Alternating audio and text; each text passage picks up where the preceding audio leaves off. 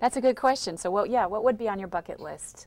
What is on my bucket list? I really want to go around the world. You know, I've traveled extensively. I've been in every single state in the United States, including Hawaii and Alaska. I've been the southernmost point. I don't think I've been to the northernmost point, so I've got to do that. Bucket list achievements. What did we do before that movie? How did we ask that question? You know, it could be something just fun too. Yeah. You know, every day's an adventure. I never know what's going to come. You jumped out of a plane. You've got. No, I didn't do that. I didn't. No, I got enough sense. I mean, you know. I thought you said you were going to do that. I did say it, but I lied. I just wanted to inspire the other girls to do it. This is the friend. Remember, you had that friend in 6th grade who always had those really good ideas. Let's go do this, and you would go do that, and then somehow you'd find yourself on restriction, and she got away with it scot-free. This is that friend. Just so everyone knows. You know, every day's an adventure for me. You know, I would love to have success in the city become so large that we have a location. You live by coastal. You know, kind of like I land in California. We have a national TV show that's syndicated, where we're continuing this discussion. And then here, I'd like to meet the Queen. I did go over to London, but she wouldn't. She was really disappointed. She couldn't see me. So that could be a bucket list. That could be a bucket. Yeah, I'd like to meet the Queen. You know. Any other questions? So for the camera, I'm going to repeat the question. You've just got a lot going on in your life, and you talked about controlling your life, which I don't know if that's the word you're asking. She said control, but really, how do you manage your life? How do you stay on schedule? Okay, so life is always chaotic, and I live at the highest level of chaos. Balls do get dropped. My friends know I'm sometimes very slow at getting back to you. I get over 600 emails a day. It's physically, humanly not possible to answer that many messages. It's just not possible. And it's from around the world. People want us to do it. So you kind of try to prioritize. We are bringing more people on. That's why every person who's involved in us needs to have a seat here, because it's us together. It's not me alone. It's us together that makes this happen. So I try to sync everything I do. I try to make my calendar, you know, people who need to be aware, let them share in on my calendar so they can kind of see. And then I really let other people do their jobs. I mean, I don't micromanage anybody. You are a very good delegator. Yeah, and I really let them. I work with the most incredibly successful women who are all A-type in Success in the City, and I let them do their job. I let them do what they have to do, and then I let them boss me around when they need to. You know, I need you to do this, and then it kind of moves up. Yeah. But to anybody ever watching this, if you don't hear from me, I'm sorry. I do have that much work and that much going on at all times. Yeah. And we're bringing new roles on. We're looking for interns. Anybody who wants to come work with us. There's a seat at the table. Yeah. So your husband has to give you a tour of the kitchen. You know, how does that work? Well, it was really funny. When I became a mother, and I did take time off to stay home and raise my children, I take on everything with great passion. I said, I'm going to raise these kids incredibly well. Well, I did call them not too long ago, and I said, I just want you to know, for whatever I did that's damaged you, hurt you, scarred you, please go to therapy. I will pay for it, and I do apologize. You know, because you don't know what it is, but you always live in the skill. But for me, cooking and decorating was this exciting adventure.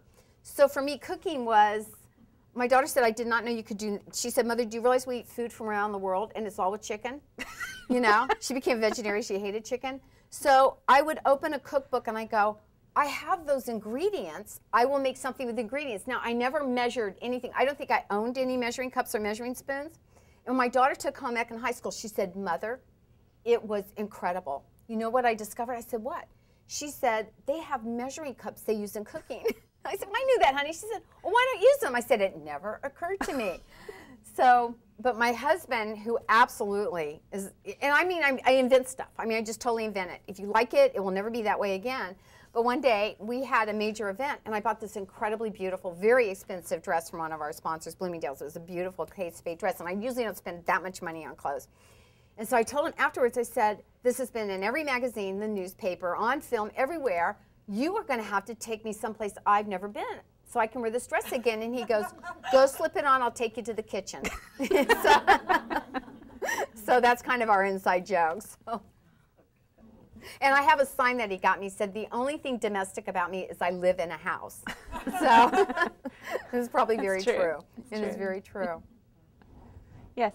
What keeps you motivated? What keeps you motivated? What keeps me motivated? Every one of you. It's everybody who said, it is the people who call and write and say that this has changed their life, that their marriage is better, their career is better, their vision for the future is better, their parenting is better, because I think there's something reassuring. I think women tend to live kind of in this vacuum, and that we feel like we're the only ones dealing with that difficult partner, that difficult situation, the challenge, the organization, the sales pipeline. We feel like we're the only one, and there is nothing better than when you stand in a room with another woman who is facing the same challenges and you go, I'm not alone.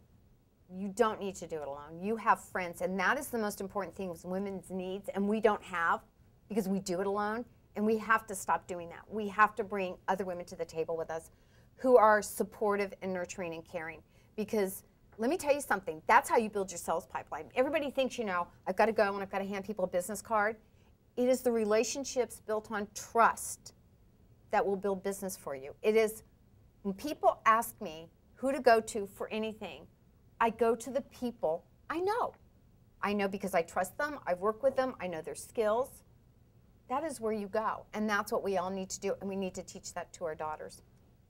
I would say that some of the best friendships I have today are because of my involvement with Success in the City. Thank you. I love hearing that, and I need to hear your stories. We really Even though you've gotten me in trouble. A lot. I know I have gotten you a lot in trouble. I am the girl that's like, well, I'm the girl that one time when I used to be political advocate, I don't know if you know, but there are actually tunnels under the city, especially before 9/11. You could go under on the tunnels. And I ended up accidentally one time, like under the White House. I have no idea how I got there, and neither did the security people. What are you doing here? I don't know. I don't want to be here. I don't know where I am. I think anybody else probably would have been arrested, but they escorted me to another part of the Capitol. So, you know, so you kind of got that look, and you really do. I mean, I really didn't know what I was doing there. I don't know how, you know, so. That's good. Any other questions? Yes. What do you want to be when you grow up, Cynthia? Well, I wanted to be taller. Yeah, you know, I'm always open to doing something. When my sister is 5'10", and I kept thinking, because she was like, you know, like we were born, she's like 14 months younger, and then she's born and she's a baby, and then she's like my height, and then she starts getting bigger, and I go, I'm going to be so tall.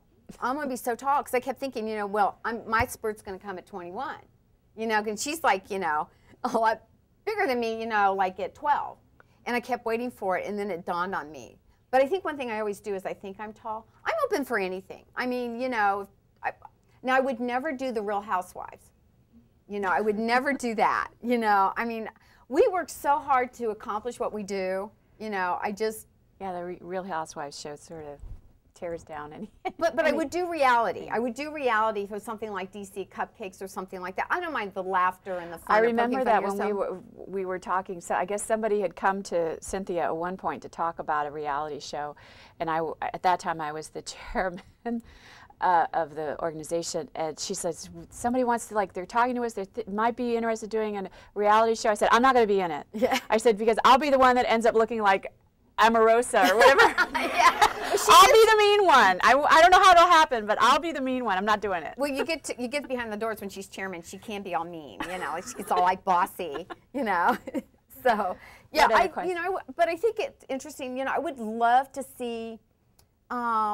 I really would like to see TV networks or something to start talking about showcasing women's success and what we're doing. I mean, imagine if the Today Show or something did, you know, Success in the City, and we talk about and showcasing that, so we have these incredible examples of what we're doing, because then it sparks another idea, and then somebody else goes off, and one person believing that they can do it changes everything. That's a great question. Yeah. All right. Well, thank you very much, Cynthia. This was not as painful as you thought it would be. Well, it was hard. I'm going to have to go back and look at the tape. Jessica Piscatelli does all of our videoing, and so I'll have to see if I want to edit anything out. I want to thank you all very much for permitting me today to share our story. It was a little bit tough, but we've got great things coming. And just so you know, we just posted our annual meeting last night. I'm really excited because only we would have the kind of annual meeting. We've got an actually professional comedian coming in for our annual meeting. That'll be a So fun go check meeting. it out. Yeah, she's actually been on the Ellen Show. So should be fun. So go check that out.